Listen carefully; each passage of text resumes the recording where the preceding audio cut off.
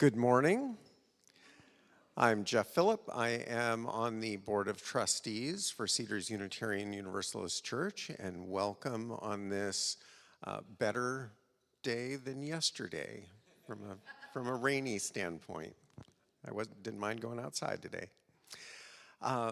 Just wanted to call your attention to a few things that will be coming up in the near future. One is next Sunday. Warren Reed will be our special speaker for Father's Day. So it'll be nice to see Warren again. And up here, we'll be able to hear from his experiences as a father. After the service today, we're having our congregational meeting. So I hope you'll be able to stick around for that and participate. We have some good things on the agenda. Longer term, in 2 weeks, General Assembly will be held back in Philadelphia or Pittsburgh. I'm not going to Pittsburgh, but I did sign up, and I will be hosting sessions at the church office. So I'll have the screen up, and I'll be participating virtually. If anybody wants to come by, you're welcome to, and I'll put the schedule on the church calendar. So if you see a session you'd like to do, just stop on by, grab a chair, and join me. Later in August 20th, we have reserved the Battle Point Park picnic shelter for a family church barbecue, and everyone is invited, and hopefully this will be immediately after the service on the 20th. Hopefully we'll be able to see lots of y'all there to have some fun in the sun and enjoy some good food. Thank you and good morning. And, oh, that's right. I have an extra task that I forget about sometimes. Also, our first hymn this morning is Find a Stillness, number 352 in your gray hymnal. So if you may stand as you're willing and able and join Alan Miller as he leads us in song.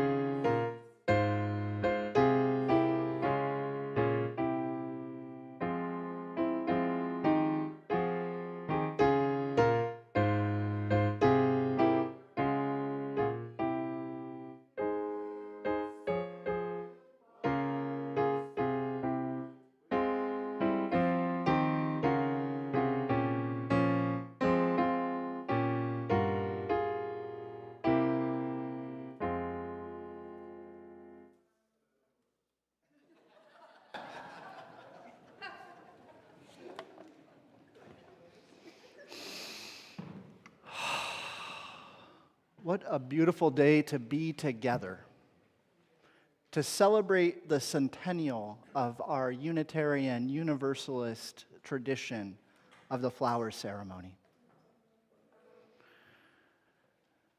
I want to, for our opening words, share a reading titled The Everything Seed by Carol Martinaccio. Have you ever watched a seed grow? Have you ever noticed how it begins so small, so still, so quiet, like a gift waiting to be opened. And how slowly it wakes up, begins to unfold, growing into something larger and larger and larger.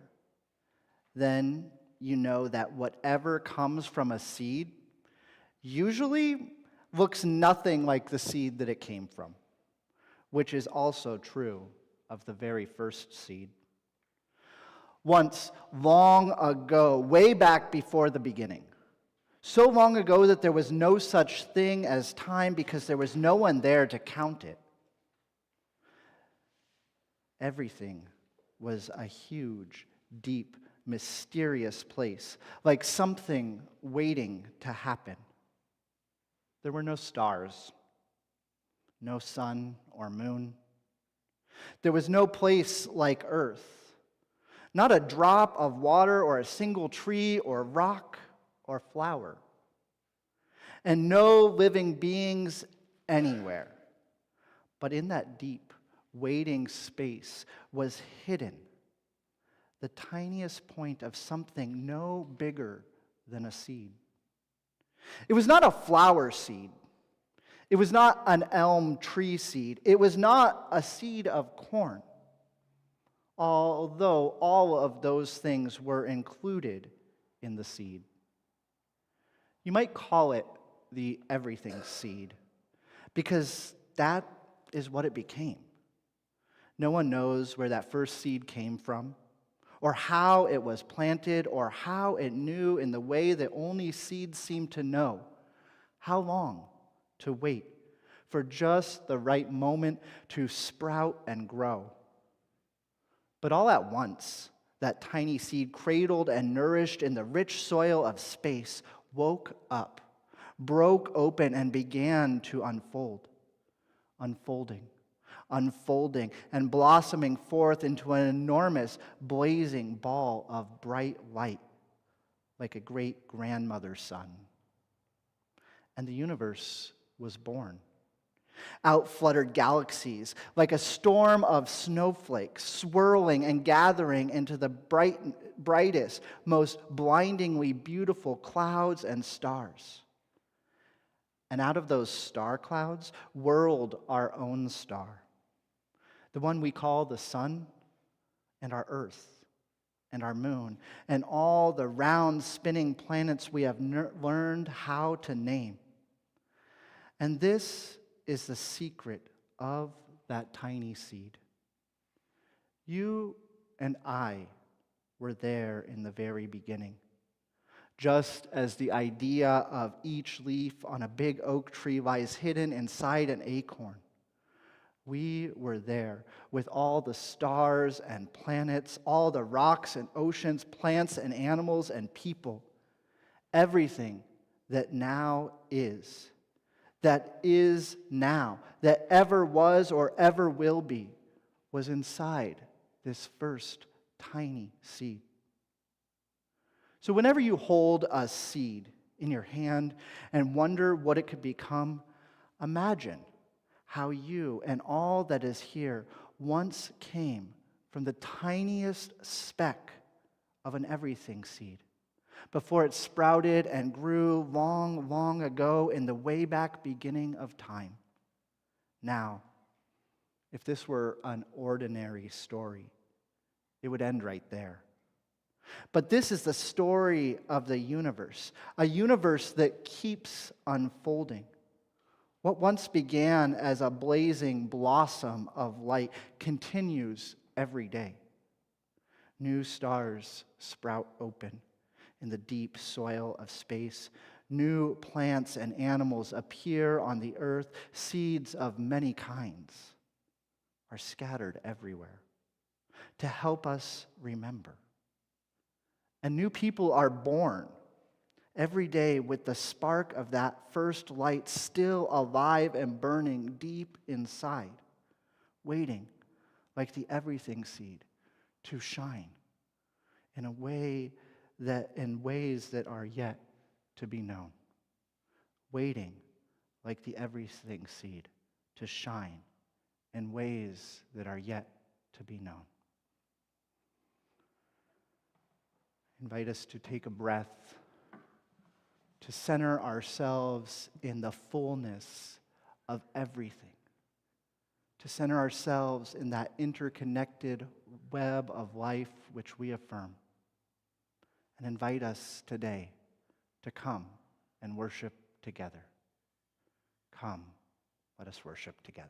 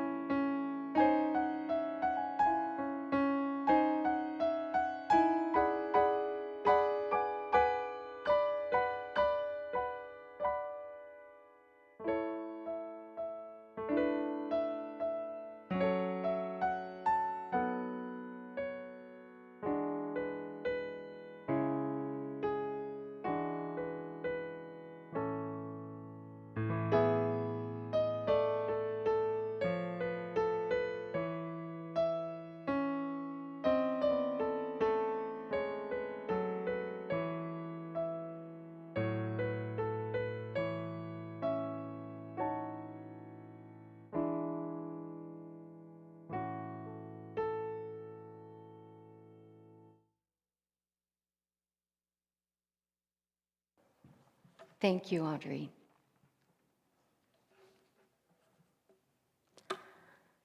You belong among the wildflowers. You belong on a boat out at sea. Sail away, kill off the hours. You belong somewhere you feel free. Lessons from a flower. Follow the sunlight. Do what makes you feel happy and warm. Take your time. Bloom when you're ready. No need to rush. Be yourself. Wherever you are, bring your own spring with you. Make friends. Surround yourself with those who care and support. Smile bright. Spread your colors into the world. Stand tall.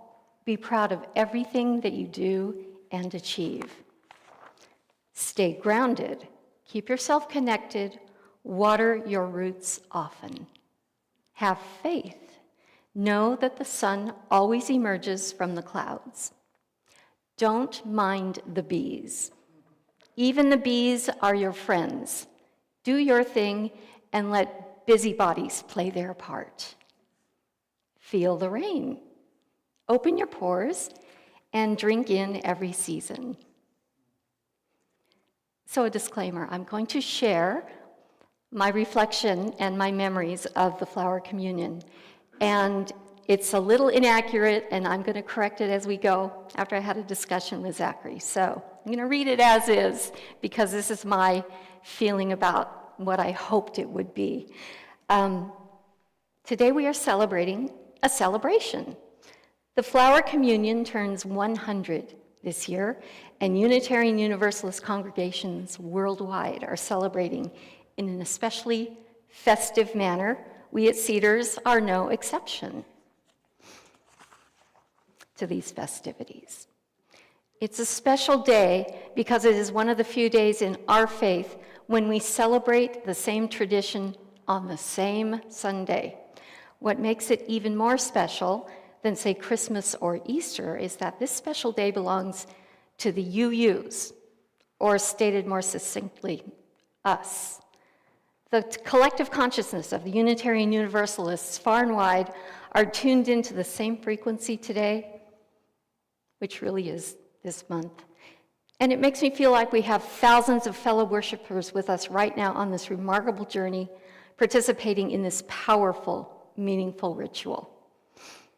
In my frequently reviewed and revised explanation of our faith tradition to my friends, I cite the flower communion as one of our revered rituals, born from an amazing story from one of our beloved UU martyrs, Norbert Chopek.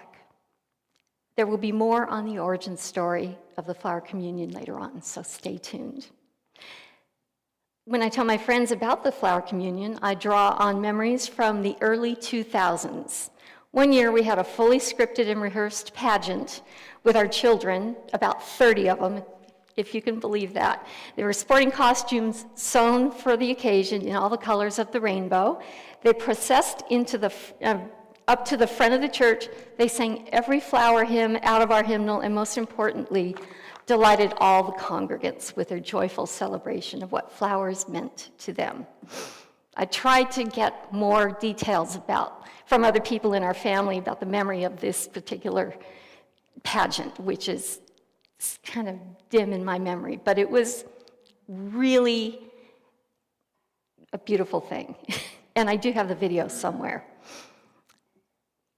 As beautiful as flowers are, both alone and in artfully crafted arrangements, flowers are not just ornamental, because without them, humankind would not exist. We are not only intimately related to them, we depend upon them for our very sustenance. In this interconnected web of existence of which we are a part, they are our ancestors. We bear a likeness to them. And it's true, as the Japanese Zen master Roshi Son Nakagawa once said, in a blossoming universe, all beings are flowers.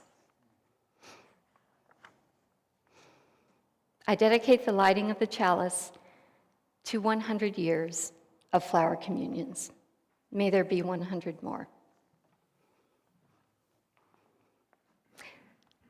Please rise as you are willing and able, and join me in reciting our chalice affirmation printed in your order of service.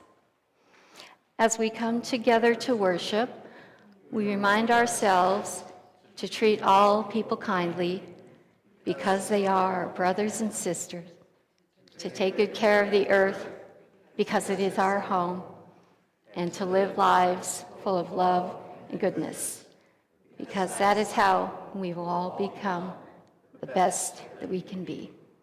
Now please join us in hymn number 8, Mother Spirit, Father Spirit. Alan will come up and assist.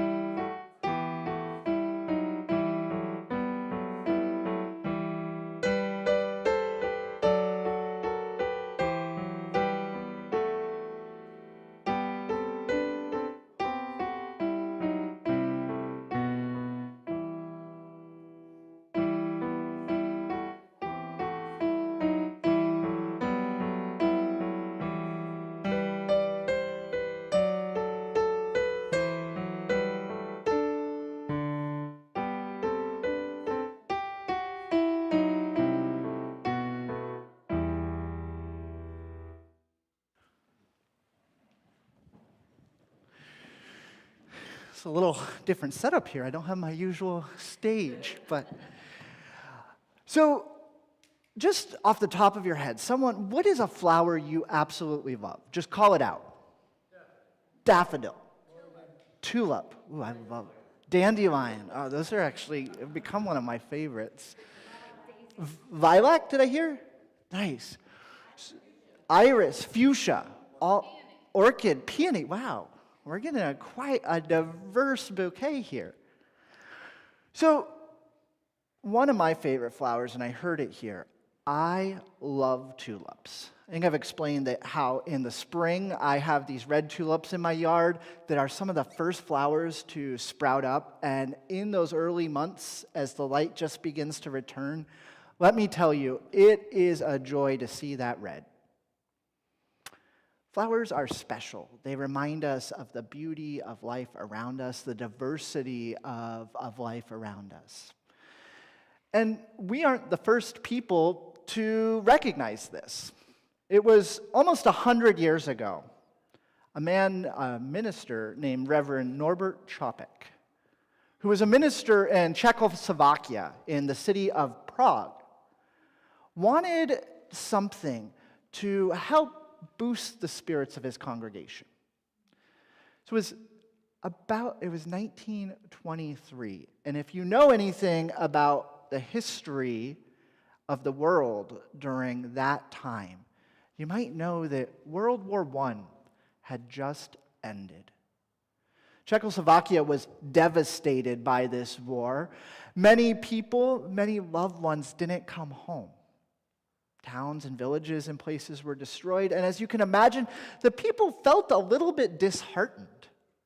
These are hard times. Čapek wanted to do something to boost the spirit and bring joy into his congregation after these hard times. As a minister, he started turning to the places that ministers turn to, oftentimes our tradition, the long history that brings us to where we're at. And he looked within the tradition of his Unitarian church at the time and was trying to find something he could draw on. He thought about some of the sacraments that were practiced. Maybe you've heard of the sacrament of communion. We don't often celebrate it in our churches today, but back then it was. But this didn't, for Čapek, quite capture what it is he was trying to do. So one day he goes out into the countryside. He takes this long trip out to go visit some friends, and as he is out there visiting his friends, he is struck by the beauty of all of the flowers around him. And he had an idea. It was a brilliant idea. He wanted to find a way life and bring them together so that people could reflect and share them. Well, he went back to his church, and wouldn't you know it, there was not a single flower on the church grounds. Not a single flower. He thought I would just go gather some flowers out in the garden, but nope, none. So then his idea grew. You might say it blossomed. It blossomed. He said, I know what I will do. I will ask everyone in my congregation to next Sunday bring a flower. And I'll say, he gave some interesting instructions to him. He said, don't find the prettiest flower. Don't find the most rare flower. But find the flower that speaks to you. Maybe it's in your own garden or a park. Maybe it's something that walking on the way to church you forgot and you noticed that dandelion growing down in the ditch. That's a flower too. He encouraged them to bring all of these gifts, and as they came into the sanctuary that morning, they all placed these flowers into a vase by the door. And as all the flowers were arranged, the service started. Čapek preached his sermon before he had the flowers brought in. We do things a little bit differently today. I'll preach after. But Čapek then, once he preached his sermon, he invited everyone gathered to rise, to go and collect the flowers that were on the central table and to bring them into the middle of the worship space. Now, I want to recreate that little experience, but I need a few volunteers. Can I get maybe like 5 volunteers? 1, 2, 3, 4, 5. So, volunteers, we're going to process over and get these beautiful flowers. Come on. Look at how beautiful they are. All this diversity. I see a mix of, ooh.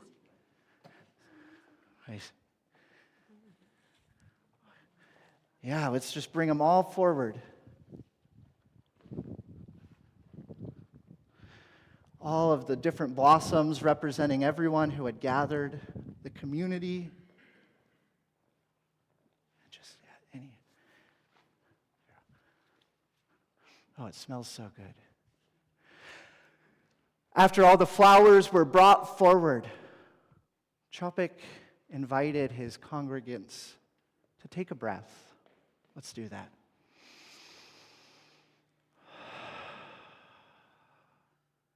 And to take a moment and notice the beauty and diversity. Notice all of these magnificent gifts when they're brought together, how they somehow become something more fragrant, more colorful, more vibrantly filled with life. And so today, that is the spirit that we are celebrating. A spirit of community and diversity, a spirit that has been in our congregations for, I would say, well over 100 years. And that, my friends, is our story for today.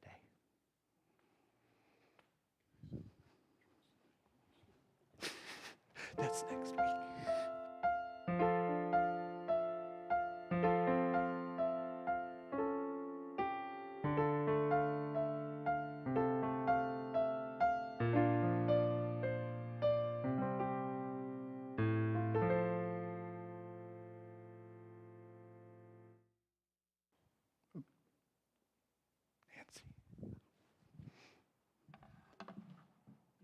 It's okay. For our centering moment today, I'd like to offer these words of prayer and meditation by Reverend Christine Dance.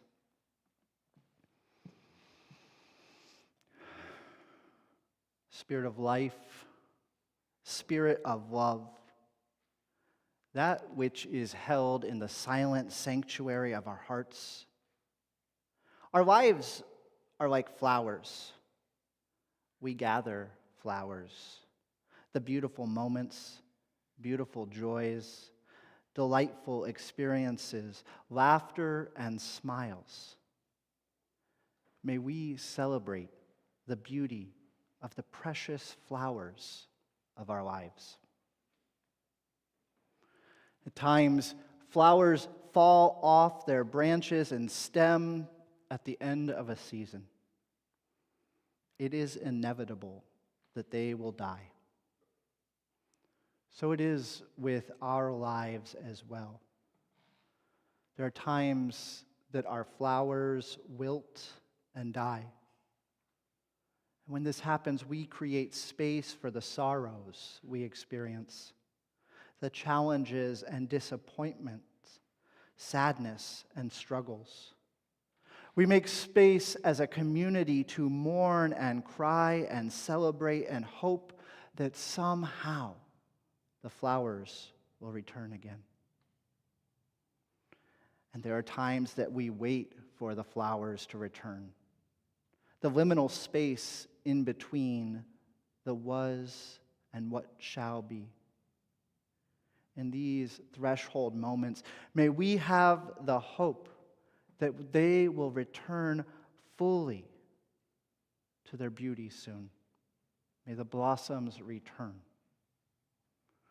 For all the seasons of our life, we rely on the strength of community, our faith and confidence that we are part of the circle of life and love that endures.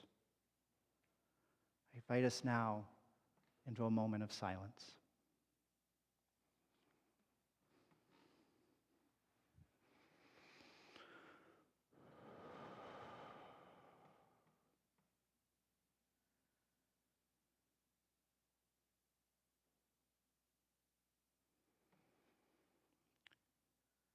May it be so.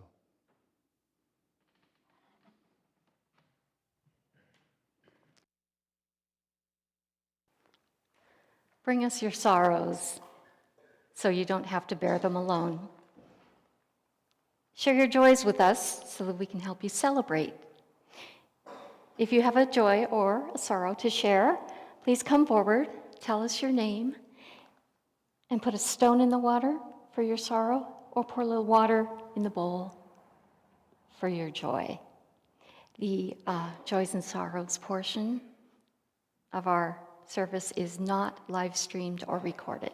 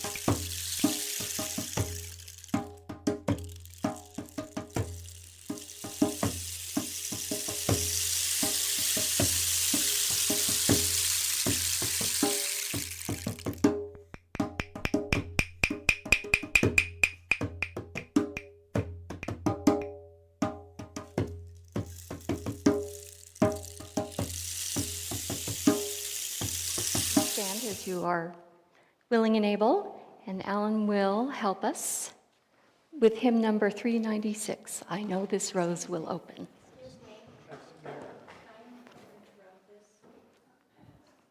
Yeah. I have joy.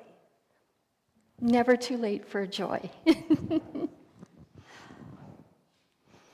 want me-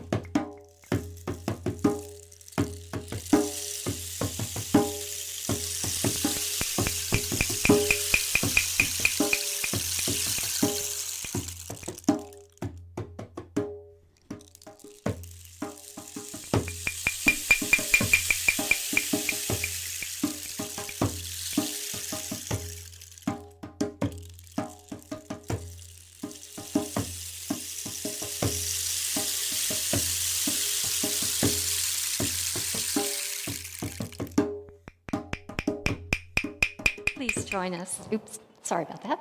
Please join us.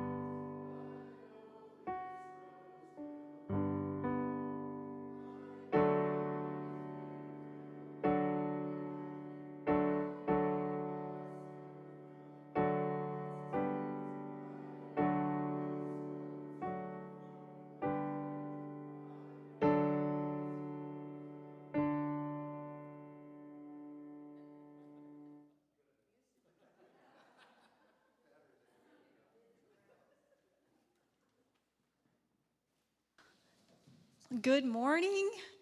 Thank you for having me this morning. My name is Julie Tarr, and I am the Engagement Manager at Habitat for Humanity of Kitsap County. And I am very excited to be here today to share with you about the Kitsap Habitat story and to invite you to become a part of that story. At Habitat for Humanity, our vision is a world in which everyone has a decent place to live. We believe that having a safe, decent, affordable place to call home has a direct and positive impact on a family's physical and mental health. It provides them a greater sense of dignity and worth. And when finding and maintaining adequate shelter is no longer a source of constant worry, families have more time and energy to pursue things like education and better job opportunities. And that, in turn, creates greater financial stability for generations to come. At Habitat for Humanity, we aren't just building structures. We're building homes, communities, and hope. In all 50 states and in approximately 70 countries around the world, Habitat for Humanity is helping people improve their housing situation through new home builds, repair projects, and more. And we're doing it in partnership with our local communities.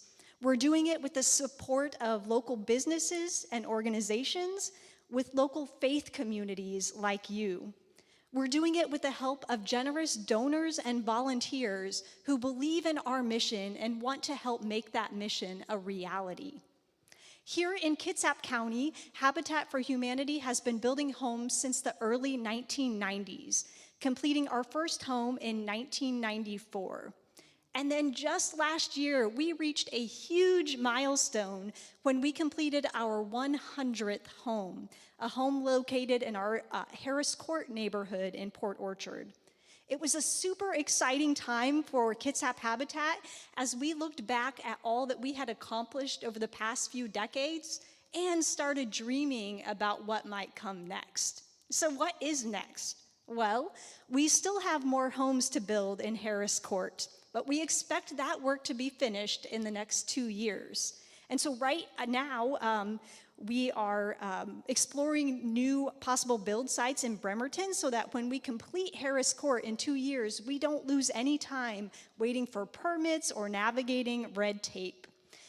The sooner we can get families into homes, the sooner they can begin building brighter futures for themselves and investing in those around them. So we are very diligent as we create and navigate those timelines. One last thing, if there is one thing that you need to understand about Habitat, it's this. Habitat doesn't give houses to families. We partner with families to help them build and buy their own homes. The families invest a great deal of their own time, energy, and financial resources into homeownership. They pay a monthly mortgage payment. They pound nails and hang drywall and paint. But they do it alongside a team of fellow community members who are committed to helping them succeed. Habitat brings that team of community members together. From lenders to donors to volunteers, we bring people together to build homes, communities, and hope. And today, you become a part of that team. As you give of your own resources to support your neighbors, you become a part of something powerful, a force for good in the world. And for that, we thank you. I will be around after the service and would love to answer any questions you might have or to share with you about volunteer opportunities. We will be launching a brand new website in just about a month. We're really excited about it. You can watch for updates on our Facebook page, like us, follow us, join us as we build homes, communities, and hope in Kitsap County. Thank you. Thank you, Julie.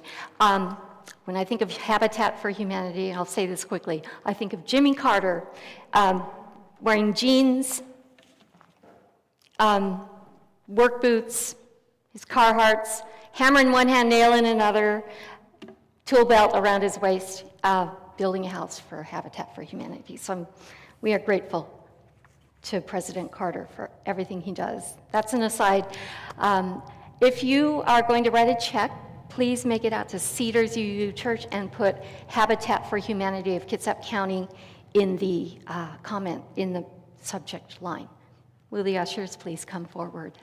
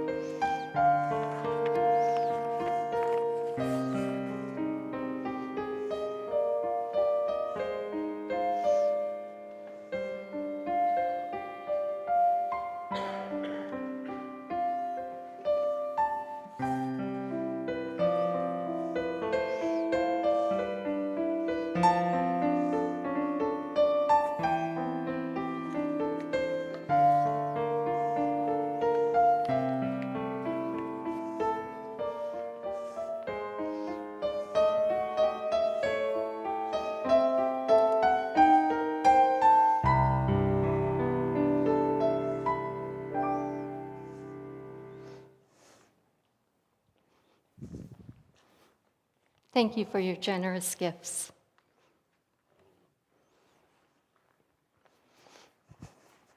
While I'm preaching, would you go grab the membership book? Yeah.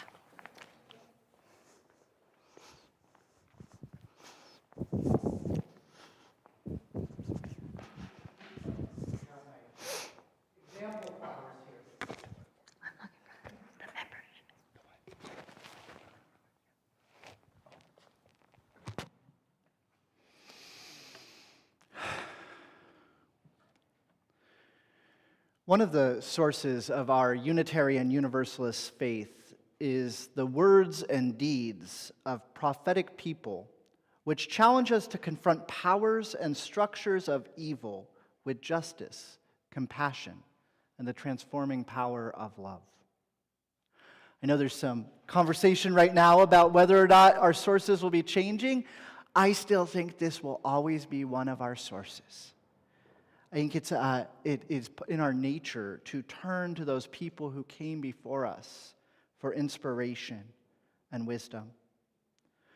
For me, when I think about who is canonized among the voices of prophetic people, I call to mind those individuals in my life, whether they were physically in my life or somehow connected through an emotional, spiritual connection. I call to mind those individuals who somehow have influenced me for the better. The teachings, writings, actions of individuals, living and dead, who have reminded me of and helped to call me back to my better self. Teachers, parents, mentors, uncles, aunts, friends, colleagues, I hope ministers. All of these people, our forebearers, at times occupy this prophetic space, offering that voice that calls us back to the transforming power of love. So I don't know about all of you, but I tend to fall short in life again and again. There always seems to be an accounting error between the good that I mean to do in the world and what actually gets done. And I depend on the words and examples of these prophetic people to help me tidy things up, to clean up all of the accounting ledgers when I've made a mess.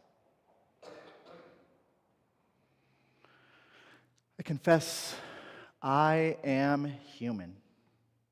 And as a human, we need each other to check our egos and help us to find our way forward.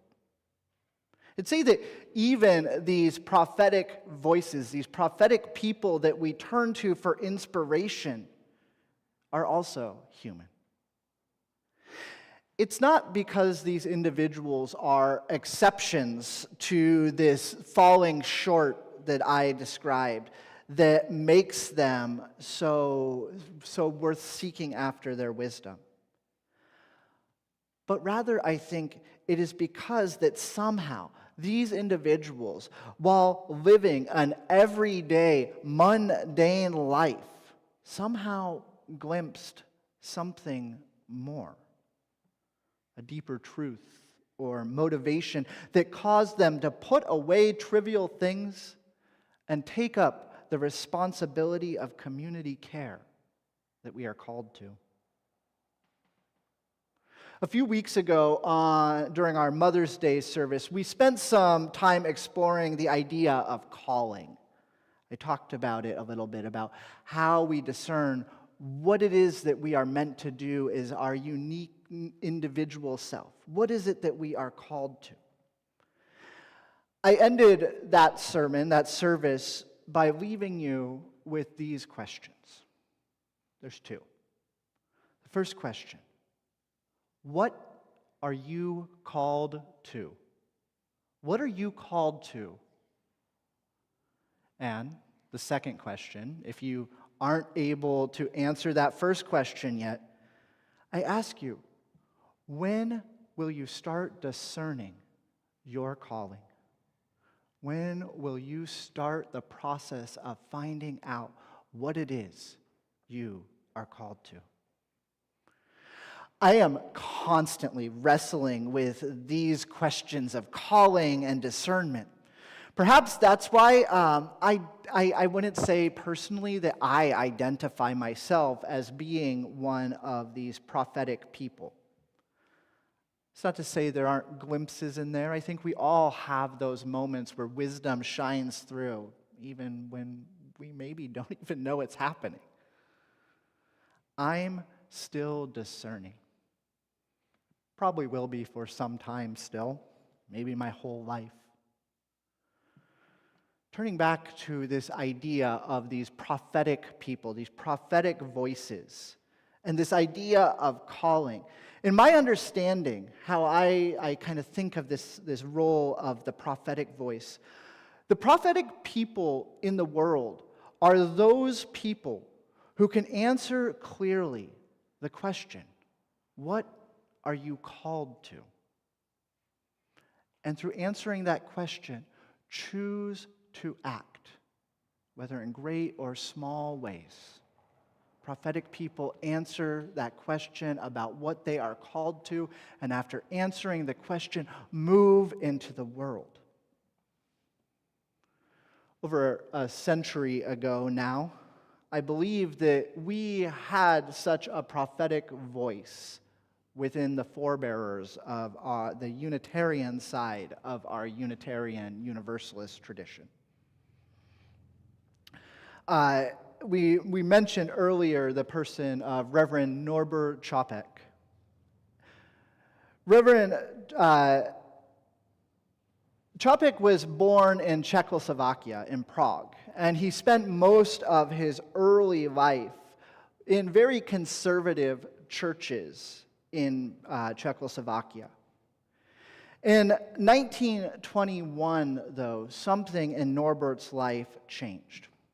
That year, he was encouraged to attend the World Parliament of Religions event. I believe it was happening in Chicago that year. I tried verifying that and then got distracted. But he was attending the World Parliament of Religions event. And while at this event, he encountered a small religious group that he had never heard of, the Unitarians. Within months, Čapek and his wife Maja made the decision to join a Unitarian church in New Jersey. As I mentioned, Čapek had grown up in a much different religious environment. In fact, at the time he had joined this Unitarian church in New Jersey, he still held a credential as a licensed preacher in the liberal Baptist churches of Eastern Europe. He discovered Unitarianism while attending this event that he was encouraged by a colleague to attend, I might add. Čapek was converted. He spent the next 2 years, 1921 and 1922, familiarizing himself with the core values and traditions of what it meant to be a Unitarian in the 1920s.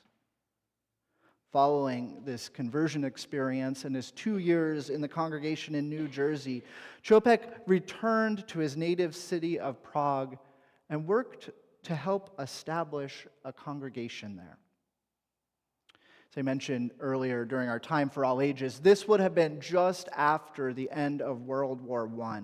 And things in this part of the world were not always the greatest. And not to foreshadow a little, there's another chapter coming up in this region that isn't going to be good either. Čopek worked in Prague to help build and spread this message of liberal religion that accepts all people.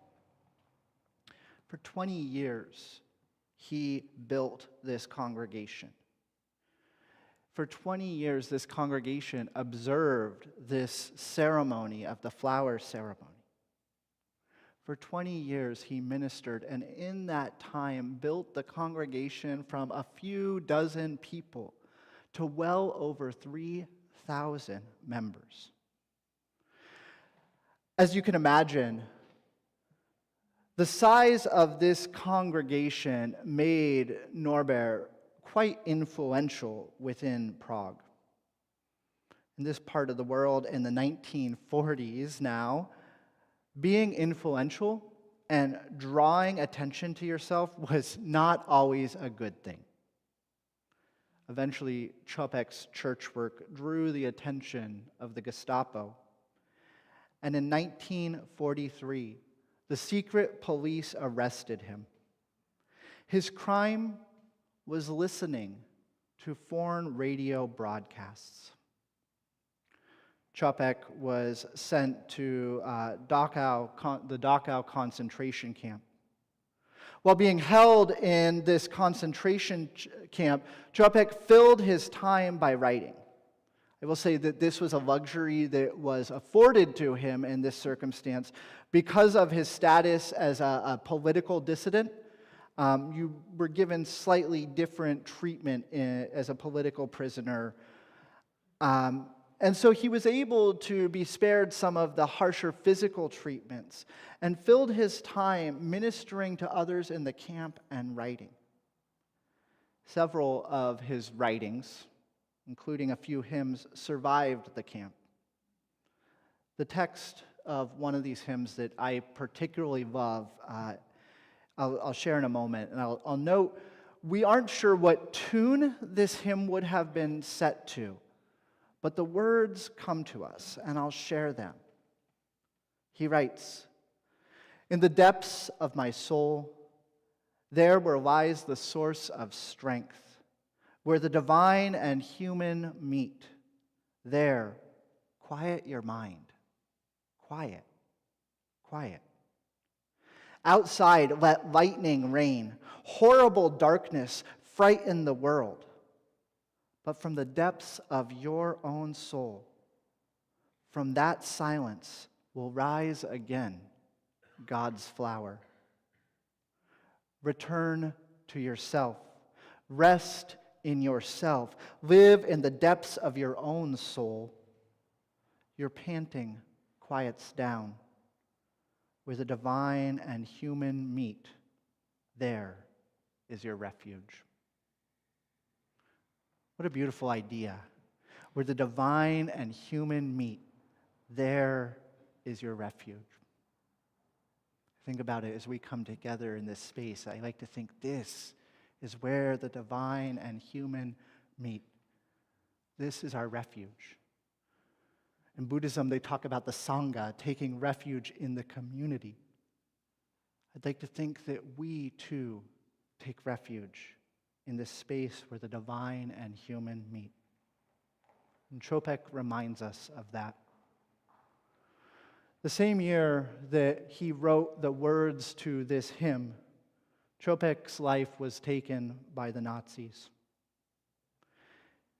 His legacy, though, was left with us.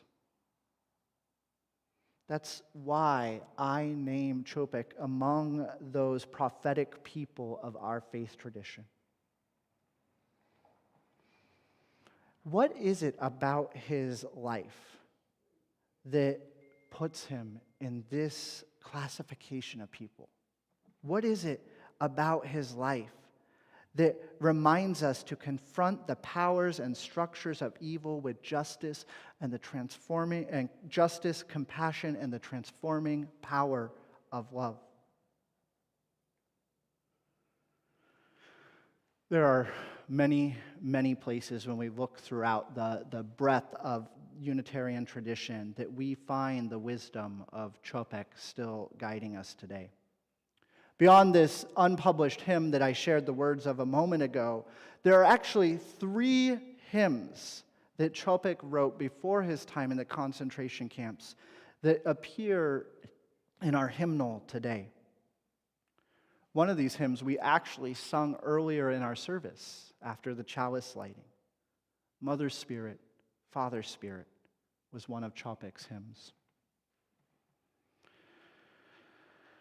But I'll be honest, I don't think that it's these additions to our hymnary tradition that makes Chopik's legacy a lasting one. Or the fact that he was somehow able to grow a congregation from a few dozen people to 3,000, a Unitarian Universalist miracle if I have ever heard of one. Instead, it is the example he set by the way he lived his life and the powerful metaphor that he gave us in the flower ceremony. The flower ceremony, as it was originally conceived, wasn't about bringing some store-bought flowers or the most gorgeous, aesthetically pleasing specimens of flora.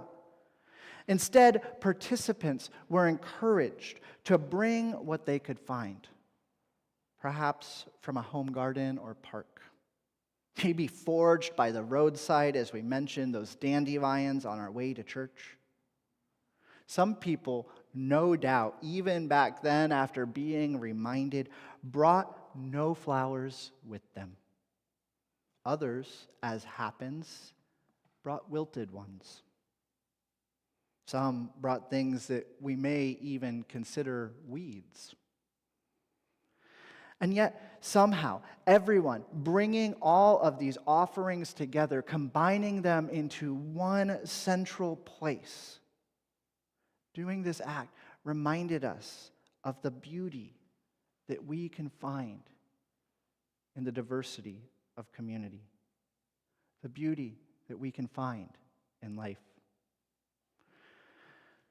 So to be honest, I had to remind myself of this lesson as I was preparing for today. I mentioned to a few people that this year I've noticed that some of the flowers that usually are in bloom by this point aren't quite there. They're starting to bud, but I think those colder spring months this year have things a little bit slower. I had anticipated months ago being able to bring a large bouquet of dahlias and things, and that was probably too ambitious. And so instead, I set out into my yard with a pair of yellow-handled or orange-handled scissors, reminding myself that it wasn't about perfection. I thought I had no flowers, and yet, through scrounging and foraging, I managed to find some. Bits of lavender that had somehow been overgrown among the weeds that I forgot was even there. Hollyhock that grew unexpectedly right near my front door. The flowers from a parsley plant that had bolted and gone to seed. And a few leaves from an artichoke and a cedar bough, just to balance it all out for aesthetic reasons. I will admit, I was tempted to go to the store, and then I was reminded that imperfection is a gift. And so I turned to arranging my bouquet, and somehow it all balanced out and was enough. I have no regret about this flower arrangement. I actually love it. It's just when I started out, I thought I had nothing. And suddenly, here is the beauty. This reminder that Chopek gave us about community is a powerful one. What we do is never perfect. We are human, and we fall short at times. Sometimes alone, we don't have the ability or clarity to do what is needed to be done. But when we come together in community and bring all of our gifts and talents, possibilities expand. When this happens, the parsley that has gone to seed and the hollyhock learn to complement each other. They come together with the others who have been gathered to form a wonder-filled arrangement. A wonder-filled arrangement. As I said earlier, I'm not one who necessarily believes in miracles, even if it is growing a church to 3,000 plus members. But when I see this happen, when I see the way all of these various flowers and plants can come together, it's hard for me to not pause and notice what a miracle it is to be here. Speaking of being here, today is a day that we are going to acknowledge some of our newest members to the Cedars community. I think of it a bit like putting together a flower arrangement, bringing all of those different blooms and foliage into one place, our gifts and talents and treasures, bringing them together to become something larger. When we do this, it's not simply meant to be about including someone, including another flower, or just making space for it to be, but rather represents a new beginning for all of us. It's a chance to build new friendships, explore new possibilities, and open ourselves to the transforming power of love that our prophetic forebearers have called us to. It's a chance to let our diversity in all of its many forms shine. The past year, we've had 2 new people who have made the commitment to join Cedars. One of them, Sandy Spears, can't be here today. She let me know earlier this week. But I did want to take this opportunity to welcome Rebecca Kim into our community. And so, Rebecca, if you wouldn't mind, if you would come on up here. And I'll make this, I don't want to put you on the spot too much. I will make this short and sweet. Okay. I have 2 questions Okay. that I would like to ask of you. Okay. And if you agree to them, I want you to just simply say, I do. Okay. Wow. It's okay. We got this. So, do you choose to enter into this community with hope and possibility in your heart, pledging to participate in and support the ministries of this church? I do. Second question. It's a hard one. Do you covenant to remain true to the spirit of love that flows through Cedars and continues to guide us? Excellent. I'd like to let's give a round of applause for. So, we've talked a lot about bringing together our various gifts, our beauty, and what we bring. And I feel like we would miss an opportunity, a metaphorical opportunity, if we didn't draw upon our namesake, the cedar. And so I'd like to invite you to take the cedar bough in any way you would like, to place it in one of the vases, representing you joining into our community.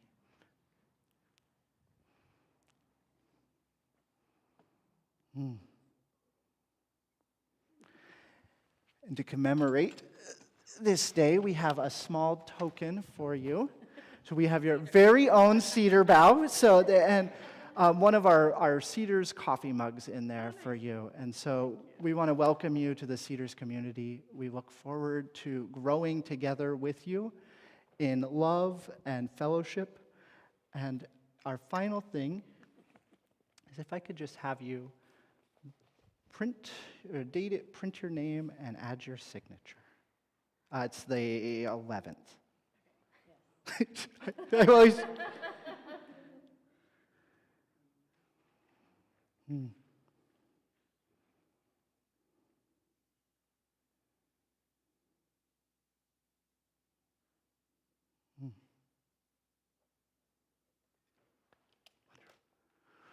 Welcome to Cedars. Let me give you one more.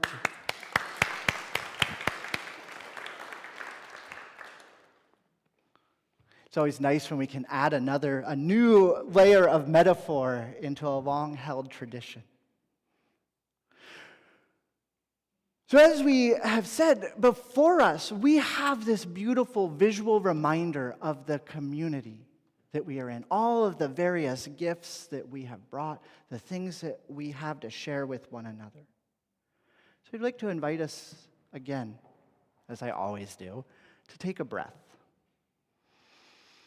Just notice the flowers, notice yourself. Think about your connection to the rest of the people in this room, to those who aren't here with us, to the whole web of creation of which we are a part. And in a moment, I want to invite us, and we'll kind of move this way, and I'll give you the cues, to invite each section of people to come forward, to take a moment, notice the flowers, maybe even smell them a little bit, and select a flower different from the one you brought with you today. If you didn't bring a flower today, we've got your back. We made sure that there are plenty that everyone can have a flower, because as a community, that is what we do when we show up for each other. And so starting here, I would invite this row, and maybe we could come down this way and then circle back. But starting Fran or actually Julie, if you'd like, to come forward, and Audrey, if you could play some music while people process forward. Okay,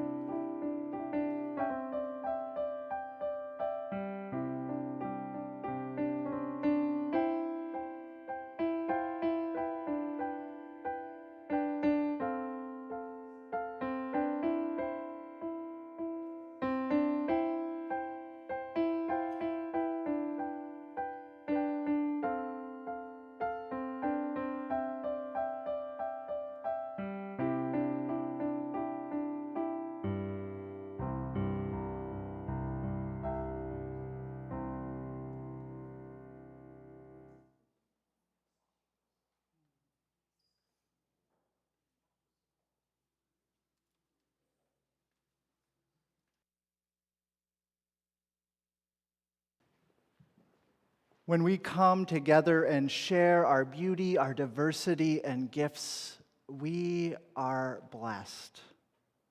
When we come together in that place where God and humans meet and take refuge in the presence of one another, we are blessed. May these flowers be a reminder of the blessing of community, of the spirit of community, of the transforming power of love that binds us all together. May it be so. I'd like to invite us to rise in body and or spirit as you're willing and able, as we prepare to sing our final hymn of today's service. How could anyone ever tell you?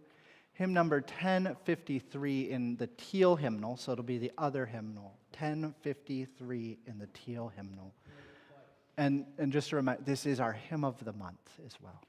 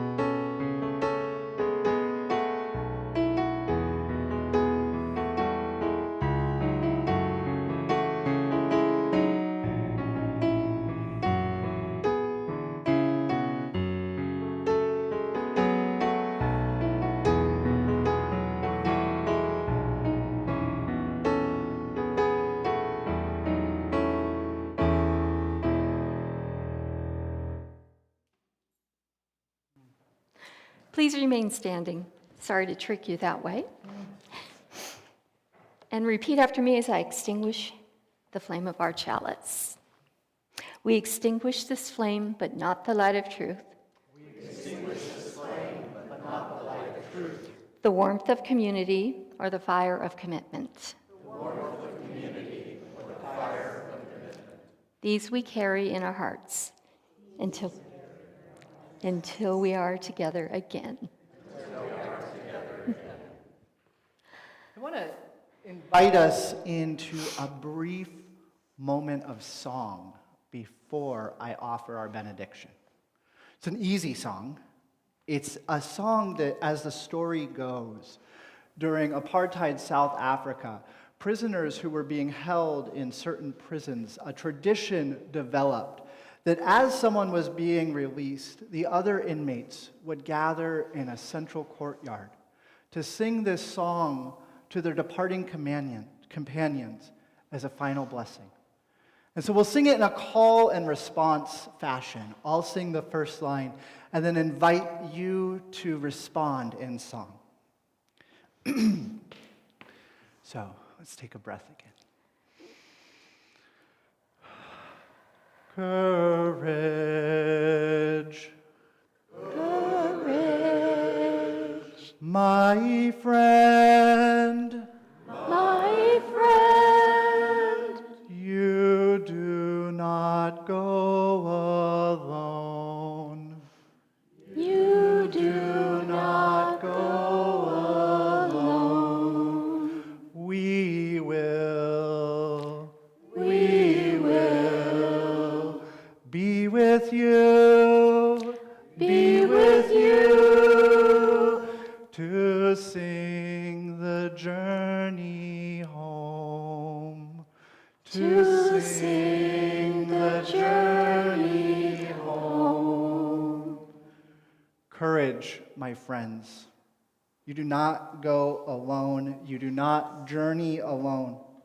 We are with each other and are made stronger by our commitment to one another. Our service has ended, but our service to the world and one another begins anew. May we go forth with the assurance that we are part of something much larger and more wonderful than we could ever be alone. May it be so.